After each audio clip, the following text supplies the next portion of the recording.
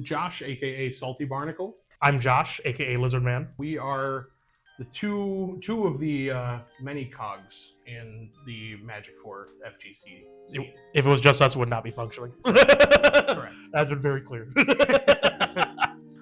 Like I say, it actually starts with you. Yeah, no, that's right. So, fighting games in general, I got into it about, I guess, 2017. I came from a Dota background. That was my main source of competitiveness for a bit. And I got really sick and tired of a MOBA. MOBAs are a great game when you have 4 competent people with you. And unfortunately, not all people on the team, myself included, were competent. So I was looking for a different game at that point. And I think it was season 2 of Street Fighter V. There was some beta where like, oh, you can just play the CFN beta. Like, okay, play it out. And then I went to Tier 1 with a friend. I met Jack that very day, and then kind of kept it going from there. And then because of going to that local shut down, I had to drive Chicago or Madison for my stuff, which I love those scenes, but like I didn't want to drive an hour and a half to play games.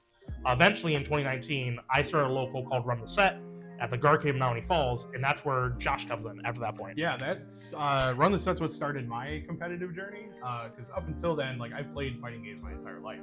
But I grew up in a very rural area where I didn't have access to like pretty much anything. Like I was a minimum half hour away from anything. So it was very few and far between when my parents would actually like take me places. So I didn't find out about like local scenes and stuff until like 2019. Yeah.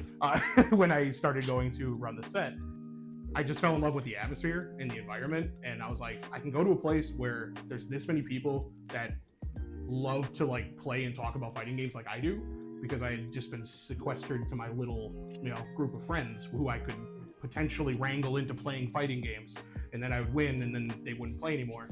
And so like the cycle just perpetuated.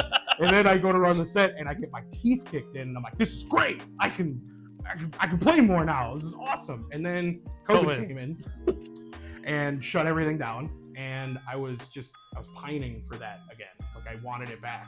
And I left for work at that point too. Yeah, and you were gone. I was in Eau Claire for 1 year, so I had your Facebook, and that was it. There's the only method of me trying to get. And I've not responded to that for like 6 months. Yeah, dude. I'm like, he just dropped off the face of the earth. Like it's gone. So my good friend Keegan, he is the final one that like pushed me to like just do it yourself then. And I'm like, you're right. So I just started gathering up stuff, and I had connections from like different podcasts and things I had done in the past, and we got a space at Falklandia Brewing, and everything. Here we are now. Yep. Like I came back and like, yeah, you started what, 2022? It was August 2021. Okay, I came back in 2022 because I was up for Eau Claire for a year. Right after Conrad that year, I got a job offer. Like, all right, coming back. I knew that he was doing stuff. We went to the one like in March. Like, okay. This guy's doing good stuff. Let me come back and try to help where I can, which is where I've been running stream equipment for the last, I guess, 3 years now, and helping out where I can on top of that. Well, here we are today. The only reason we are in this space is because we partner with Brandon Chalker from Milwaukee Esports Alliance. He has been a really key player in our growth in general, and he's always in our corner. And this space was not something that was publicly available. The only reason we are in here is because of him. Yes. He has connections, he knew people, and they had a space that they needed filled, and it works perfectly for what we need. And the vibe that we try and go for here is like a hybrid of a launchpad space for people that want to start doing this professionally or start taking this more seriously, but then also have it be kind of like you're going to like your friend's parents' house back in the day, where it's a little bit more of a chill vibe, which is why we got the snacks, we got the comfy room in the living room where we can just chill and watch stuff. And I want it to be a place that's open and accepting to everybody, regardless of skill level and regardless of what their end goal is. And this space being so like sequestered the way it is, where it all has like its own little sections, really works well for that. So we lucked into quite possibly the best space for what we're trying to do. It's been a true blessing, both in terms of the space and Brandon Chalker has opened a lot of doors that would not have been opened by ourselves. 100%. So like, I always used to laugh at the phrase, it's not what you know, it's who you know. And the more I network and the more I meet with people and the more I talk with them, it's true. Yeah. The more people you know, the more opportunities there are. And this is testament. Yeah, this is living proof of it, essentially.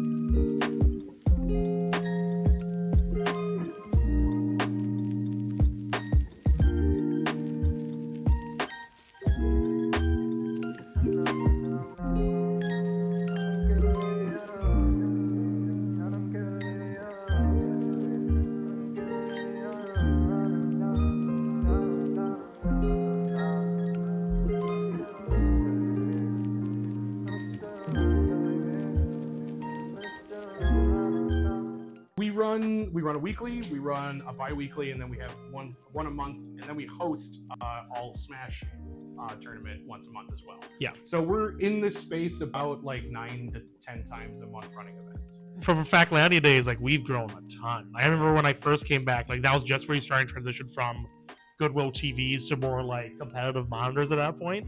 So the quick growth from just equipment was huge. And then like, yeah, players wise, I remember when I came back, I knew the Milwaukee scene was a very small scene. I knew like Jack, I knew some Tekken players, very small. I remember coming back and when Strive was popping up, like, who are all these people? Where did you find them? Like, what? Like, I've never seen them come to tournaments before. And just like, and then, that was one group. And now 3 years later, it's just grown from there even more. I don't think I'm a number for it, but like, it's a very big group at this point. Another thing about Brandon is he's a numbers guy. Yeah. So we do a lot of number tracking, and the one stat that always speaks to me is our new attendee rate is almost 70% almost every event. We have a core 30%, and then a 70% is just people that find us somehow and try it out, and then sometimes they become part of that 30%, and sometimes it's just like a few here and there. But it's always an interesting thing for me. It's like there's more people out here that we haven't found a way to reach yet, and that's always been the interesting part, is trying to find those people that I know are here and we haven't gotten to them yet. We haven't gotten the eyes on them yet. But yeah, the growth has been insane. Like I never expected this to be what it is when I first started doing this. I just wanted to play video games again, and now I don't play video games, I run them. Same here. So, but I'm still around it, and like that is special to me. I think it comes back to that community and that atmosphere that we fostered of like, we're here to chill and we're here to help you get better if that's what you want. But we provide a space where people can be comfortable to come and take what they want out of the experience. Whether it's just a place to press buttons, or it's a place to learn, or it's a place to put together commentary reels and try and help their profession. Like, it's a multifaceted place for them to take away what they want while still being surrounded by the things that they love. And that's been the goal for me from day one, is just make sure people can come here, be comfortable, and be around like-minded people. Just heavy community. I love the Chicago community, but like this was like, we go out to eat sometimes. We've done the tailgate last month. We've done karaoke nights. There's a lot more community events that don't involve fighting games that we do. It's a friend's house. You're going like, hey, yes, if you want to grind, we got plenty of players who want to do that. If you just want to chill, you got the whole venue to chill in. It's gonna be great. And we got Gemma. So. And Gemma's great. We got Brady. Hi, Gemma.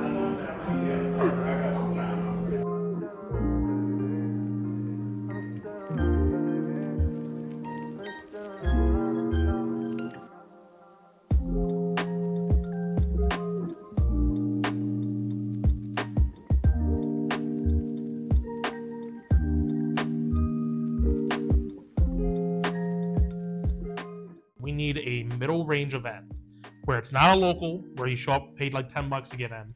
It's not Evo or Comberger paying $200+. We need that middle ground event, which we're starting to see pop up again. We have Dream City Convergence coming up end of August.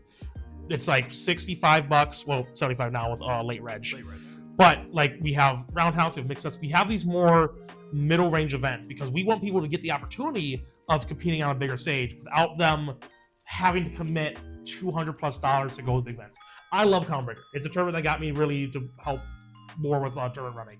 But for the average Joe Schmo who maybe he's gone to a local, maybe he's never even played offline, it's just played online, do they want to make that $200+ commitment? Maybe not. But if there's a regional within like an hour's distance, where there's going to be 70+ people in their bracket and they only have to pay like $50+, that's an easy sell right there. An easy way to get their toes in the water to commit more after. Because if they go to one, they realize how fun it is.